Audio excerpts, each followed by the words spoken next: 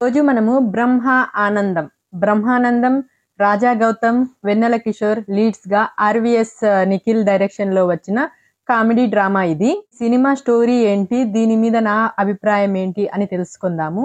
ఈ cinema story చెప్పబోయే ముందు నా ఛానల్ కనుక ఎవరైనా ఫస్ట్ టైం చూస్తున్నట్టయితే లైక్ చేయండి, షేర్ చేయండి, సబ్స్క్రైబ్. స్టోరీ ఏంటంటే, ఈ సినిమాలో మన హీరో బ్రహ్మ గత 9 ఏళ్లుగా స్టేజ్ ఆర్టిస్ట్ గా స్ట్రగుల్ అవుతూ ఉంటాడు. నాటకాల్లో చిన్న చిన్న పాత్రలు వేసుకుంటూ ఆర్టిస్ట్ గా ఆపర్చునిటీ కోసం ఎదురు చూస్తూ ఉంటాడు. ఇంకా స్ట్రగలింగ్ ఆర్టిస్ట్ అంటే ఉండే కష్టాలు తెలిసిందేగా. రోజు ఫుడ్ కోసం కూడా యుద్ధం చెయ్యాలి. మనోడి పరిస్థితి కూడా అంతే. ఊరంతా అప్పులు చేసి అప్పుల వాళ్ళకి దొరకకుండా ఆడిషన్స్ కి అటెండ్ అవుతూ ఉంటాడు. అదే టైంలో ఒక రోజు మనోడికి తన కెరియర్ టర్న్ అయ్యే అవకాశం వస్తుంది. తను రాసుకున్న బ్రహ్మానందం అనే నాటకాన్ని నేషనల్ లెవెల్లో ప్రెజెంటేషన్ చేయడానికి ఛాన్స్ వస్తుంది. కానీ ఆ అవకాశం రావాలి అంటే 6 లక్షలు డబ్బులు కట్టాలి. తిండి కోసం ఇబ్బంది పడుతున్న మనోడి దగ్గర 6 లక్షలు అంటే చాలా కష్టం కదా. అయితే చాలా సంవత్సరాల నుంచి వృద్ధాశ్రమంలో ఉన్న వాళ్ళ తాత దగ్గర నుంచి మనోడికి పిలుపు వస్తుంది అన్నమాట. మనోడి పరిస్థితి తెలుసుకున్న వాళ్ళ తాత దగ్గరున్న పొలాన్ని మనోడికి ఇవ్వాలి అనుకుంటాడు. కాకపోతే ఒక కండిషన్ పెడతాడు. ఓ 10 రోజుల పాటు తనని ప్రేమగా చూసుకునే మనవడిలా ఉంటే ఇస్తాను అంటాడు. ఎందుకంటే వాళ్ళ మధ్య రిలేషన్ ఏమి ఉండదు. తాత అంటే తాత, మనవడు అంటే మనవడు, అలా ఉంటుందన్నమాట. ఇక మనోడు సర్లే ఈ ముసలోడితో 10 రోజులు భరిస్తే ఆస్తి వస్తుంది, కెరియర్ బాగుంటుంది అని డీల్కి ఒప్పుకుంటాడు అనమాట. అయితే 10 రోజుల తర్వాత మనోడికి తాత ఒక మంచి మైండ్ బ్లాంక్ అయ్యే ఒక ట్విస్ట్ ఇస్తాడు. అసలు ఆనందమూర్తి ప్లాన్ ఏంటో తెలిసి బ్రహ్మ షాక్ అవుతాడనమాట.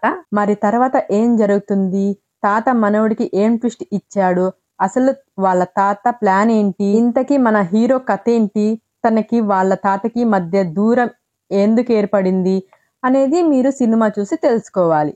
అయితే ఈ సినిమా బానే ఉంది. ఫస్ట్ హాఫ్ నుంచి లాస్ట్ వరకు నవ్విస్తూ మధ్యలో ఏడ్పిస్తూ ప్రయత్నం చేశాడు. కాకపోతే క్లైమాక్స్ లో కొంచెం బాగుంటే సినిమా ఇంకొంచెం బాగుండేదేమో అనిపించింది.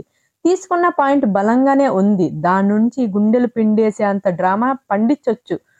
కాకపోతే సెకండ్ హాఫ్ లో అనవసరమైన సీన్స్ వల్ల సినిమా దారి తప్పి అవసరమైన వాటికంటే అనవసరమైన వాటి మీద ఫోకస్ చేయడం వల్ల క్లైమాక్స్ అంతా బాగా అనిపించలేదు. సినిమా అయిపోయే లోపు ఏడుస్తామేమో అనుకున్నా, కానీ మామూలుగానే ఉన్నా. సినిమా ఫస్ట్ హాఫ్ బాగుంది.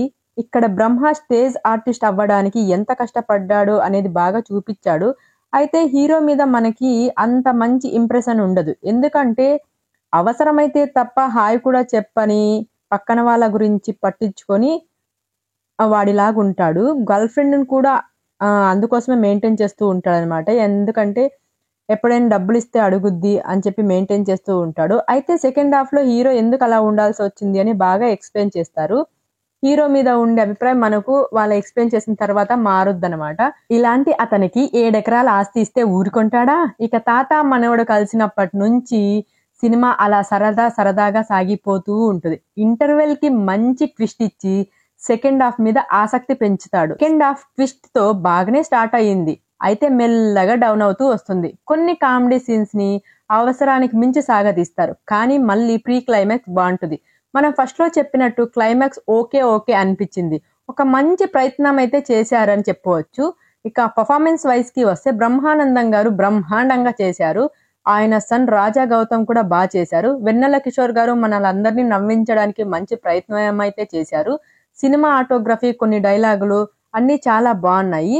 ఫైనల్ గా చెప్పేది ఏంటంటే, మీకు ఒక మంచి ఆహ్లాదకరమైన వాతావరణం కావాలి, పొందాలి అనుకుంటే మీరు ఒకసారి అయితే ఈ సినిమాని చూడొచ్చు. ఫ్యామిలీతో చూడొచ్చు. ఎందుకంటే ఎలాంటి అడల్ట్ కంటెంట్ లేదు. పల్లెటూరులో చాలా బాగా తీశారు. సినిమా ఆటోగ్రఫీ కూడా చాలా బాగుంది. ఒకసారి చూసే ప్రయత్నం అయితే చేయండి. ఇంతకీ నా రివ్యూ ఎలా ఉందో కూడా కామెంట్ అయితే చేయండి.